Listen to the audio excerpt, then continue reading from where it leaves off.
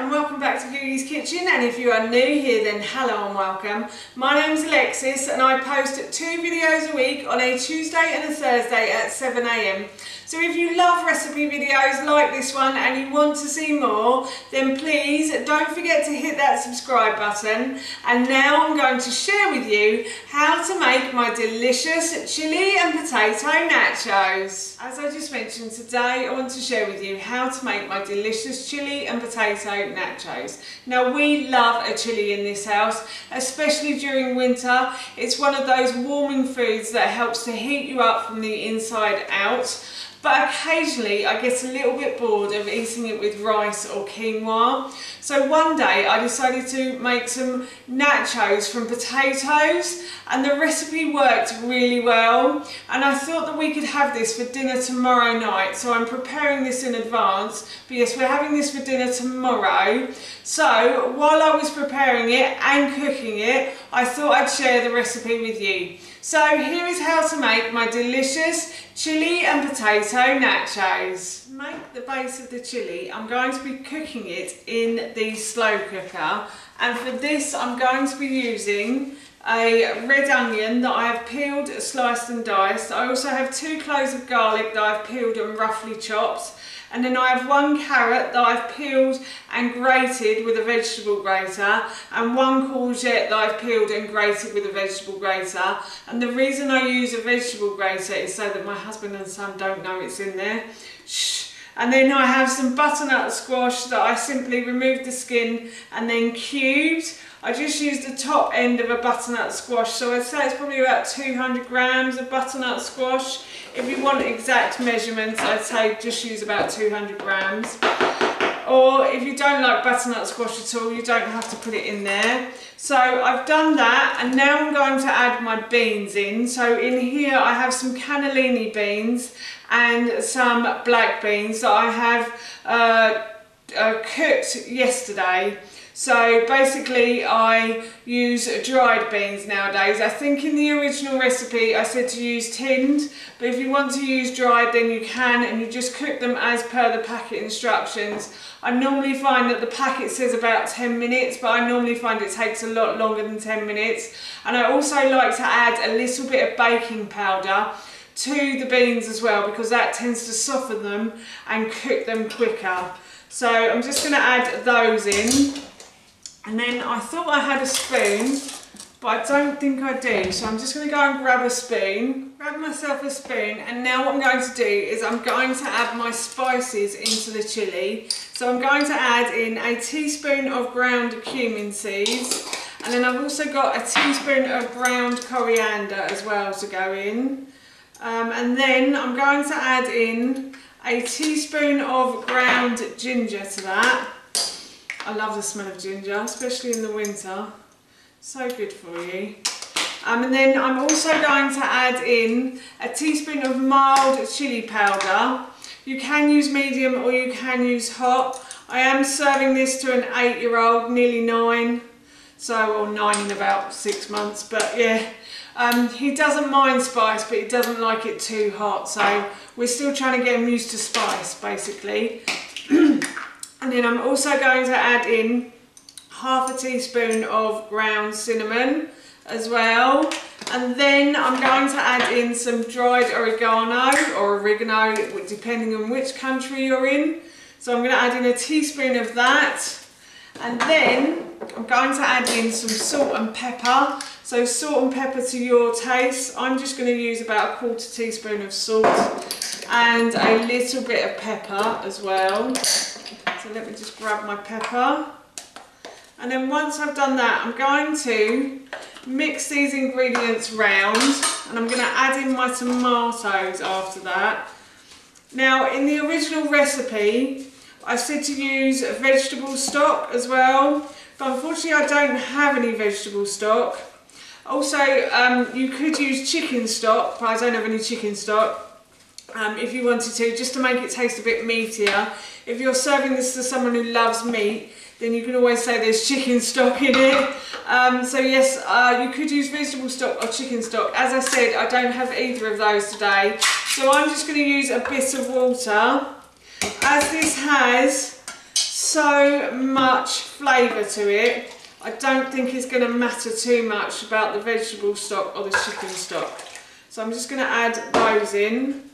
And I added a tin full of water, which I think is about 400 mils. So I'm just going to stir those ingredients again. And I've also forgotten my bay leaves.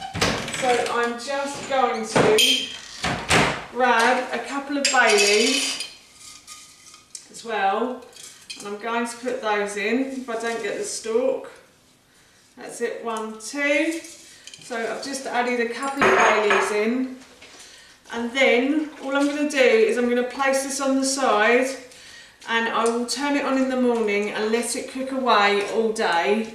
And hopefully by the evening we will have a delicious chilli with some nice potato nachos as well, which I'm going to cook tomorrow. It's the next day now, so I'm going to turn the slow cooker on, and I'm going to turn it on to high for 4 hours, but if you wanted to cook it slower, you could turn it on to low for 8 hours. My chilli has been cooking away now for a good 3 hours, so now what I'm going to do is cook the potato nachos. So I'm going to preheat the oven to about 200 degrees. While the oven is preheating, I'm going to prepare my potatoes. So here I have probably about 350 grams, 400 grams of sliced potato.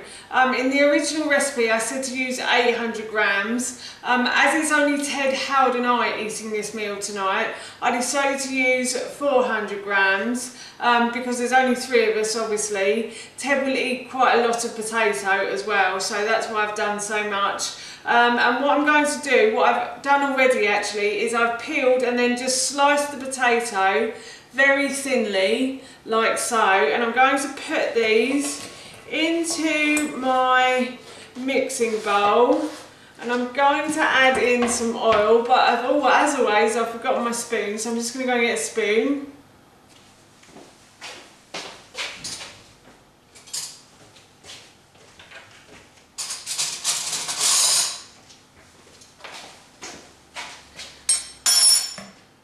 Got my spoon, so now what I'm going to do is I'm going to add a couple of tablespoons of olive oil to the potatoes like so, and then I'm going to sprinkle in some ground garlic granules. So I'm going to sprinkle in about 1 teaspoon of garlic granules like so, and then I'm also going to sprinkle over some dried mixed herbs as well, so about a teaspoon of dried mixed herbs as well. And then all I'm going to do is just mix these together, and I think I'm going to use my hand for this. My hands are clean, I did wash them before I started this recipe. So yes, I'm just going to mix these together until the mixed herbs and the garlic and the oil all cover the potato slices. So that's that done, and now I'm going to go and grab my baking trays. Got my baking trays from the oven, so when I preheated the oven I also put my baking trays in. Now these are Pampered Chef, well this one is a Pampered Chef one, and this is one I got from Amazon, and these are stoneware, and what stoneware does, it absorbs the badness from the food and leaves the goodness. So these are great for cooking things like pizzas on, they're also great for making roast vegetables and also potato slices as well. So yes, unfortunately Pampered Chef is no longer in the UK, but I'm sure you can find them online if you try hard enough, and I think they are still in America, so if you're watching from the States I think you can still get Pampered Chef items. Yes, so what I'm going to do now is I'm just going to lay my potato slices onto my stoneware like so, and I'm going to try and make sure that they don't overlap. Now if you're not using stoneware like me, which you're probably not, but if you're not using it, then obviously you can grease your baking tray and put greaseproof paper down if you want to. I'm not greasing these because they don't need greasing, and also the potatoes have olive oil on them as well. But the decision is yours. If your baking trays get a bit sticky, even with food with olive oil in, then I would recommend that you put olive oil on them.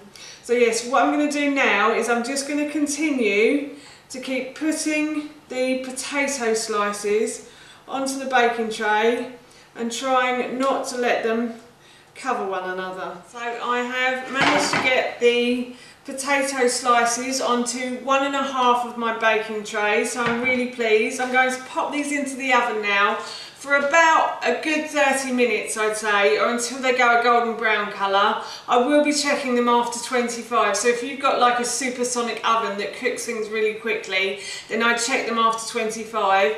And also, if you're putting them on baking trays, you may want to flip them over halfway through. As I said, Pampered Chef stoneware, or stoneware in general, generally tends to cook things quite evenly, so I don't think I'll need to turn these over. The potatoes have been in the oven for a good 30 minutes now, and they're looking a lovely golden brown colour, so I'm going to take these out and serve them up with the chilli. So I've served myself some of the chilli, and then I've put some nachos around the outside, and I'm just going to try a little bit of the chilli with the nacho. Obviously the nachos won't be as crispy or as crunchy as corn nachos, but trust me, they are still as delicious, I promise you. I'm just going to try them. Oh, that's good. That's really nice. Yes, so I'm off to have this for my dinner now. That's how you make my delicious chilli and potato nachos, and that recipe I will link in the description box below for you. As I mentioned earlier, I'm off to have this for my dinner now. It smelled and tasted so good, I can't wait to finish the rest. So for now, that's it from me. Thank you so much for watching. Please feel free to give me a big thumbs up if you enjoyed this video. And please feel free to leave any comments below. And please don't forget to hit that subscribe button. See you all soon. Bye!